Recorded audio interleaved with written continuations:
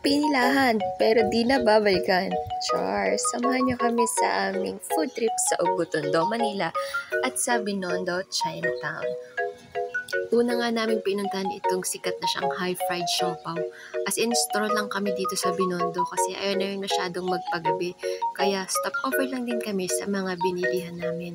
Sinunod na nga namin itong katabi na Orshikon Chinese Bites. Yung pinipilahan na food dito ay yung kanilang mga bicho. Yung napili namin na food ay yung kanilang milky bicho. Sinunod naman naming puntahan ay yung Veggie Select. Dito kami nakabili ng tanghulo at ang kanilang barbecue. Katabi nga lang din nila yung kanilang xiaolongbao. Andito rin yung sugar cane juice pero di ko na tinikman. Sabi kasi sa mga comment, lasang matamis na daw lang. After namin sa Binondo, naisipan namin na pumunta sa Ubutondo, Manila kasi gusto kong matikman yung balls na umuusok. Napakadaming food options dito. Habang ini-edit ko tuloy itong video, naisip ko, mali lang kami ng mga food na napili. Hindi pa rin kasi namin ubos yung mga food from Binondo, kaya hindi na kami masyado nakabili dito sa Ugbo. Overall, napakasaya ng experience na to. May mga nakasalubong din kami mga food vlogger along the way. Kaya naisip ko, ba't sa kanila, ang ganda ng kuha nila, yung akin, charot-charot lang. So ito, yan, nakikita nyo, meron ding tanghulo dito sa Ugbo. Tapos meron ding mga pancake yan, napakasarap siguro nito. Sunod naman dyan, ito, gustong gusto ko talaga itong matikman. Fried ice cream ata yung tawag dito. Pero sobrang umay ko na kasi sa Binondo kaya hindi ko na ito nasubukan. Meron din silang mga hot pot, shabu-shabu. And ito, favorite ko din to, enoki mushroom. Pero hindi ko na rin natikman. Siguro balik na lang din kami dito at susubukan naman namin yung mga ibang food na hindi naman namin na-try. Ngayon naman, taste test. Tikman na natin yung mga nabili natin na pagkain. So, una, itong nitrogen balls ata yung tawag dito. Grabe yung tawa ko dito kasi feel na feel ko pang umihip. Pero hindi siya mainit. Malamig nga daw to. Sobrang lamig. Kaya medyo matagal-tagal ko na siya bago isubo kasi may mga reviews na sinabi na nasugat yung dila nila after nilang kumain nito.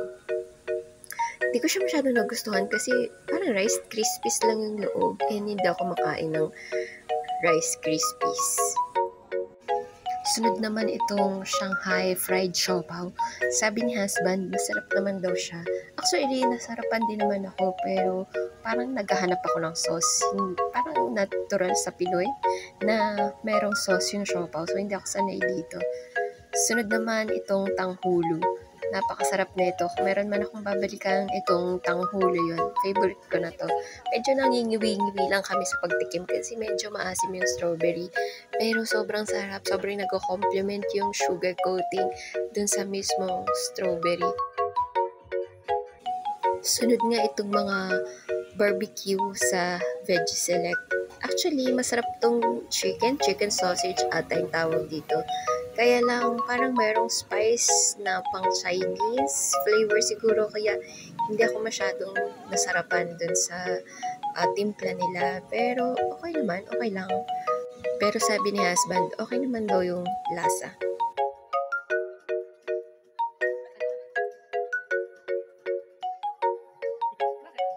Ito naman, hindi ako sure kung ito ba yung fish cake na tinatawag nila. Pero halos parehas ng lasa dun sa sausage. Iba lang siya ng textures. Pero parehas lang siguro nung pampahid na mayroong flavoring. Huwag po kayo maniwala sa mga food vlogger. Oo, kayo maniwala. Ayaw niya lang ng ganyang lasa. Sunod nga naman itong xiaolongbao. Ewan ko ba, hindi ata talaga ako sa mga pang Chinese food. Pero actually, si husband mahilig siya sa siomai, kaya bumili rin kami nito. Nagustuhan din naman niya yung lasa, pero hindi ko siya bet. Bumili rin nga kami ng drinks, pero hindi ko na na-video kasi sobrang pagod ko na kakalakad. So, si husband na lang bumili dito sa House of DG. So, ito masarap naman, sobrang tamis lang.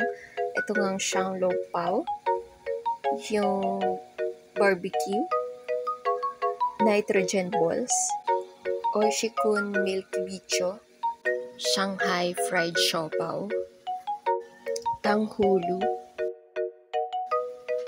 and pantanggal umay mani actually. And ang ending, gutom pa rin kami. At sa McDo na lang kami nag-dinner. So, yun lang. Salamat sa panonood!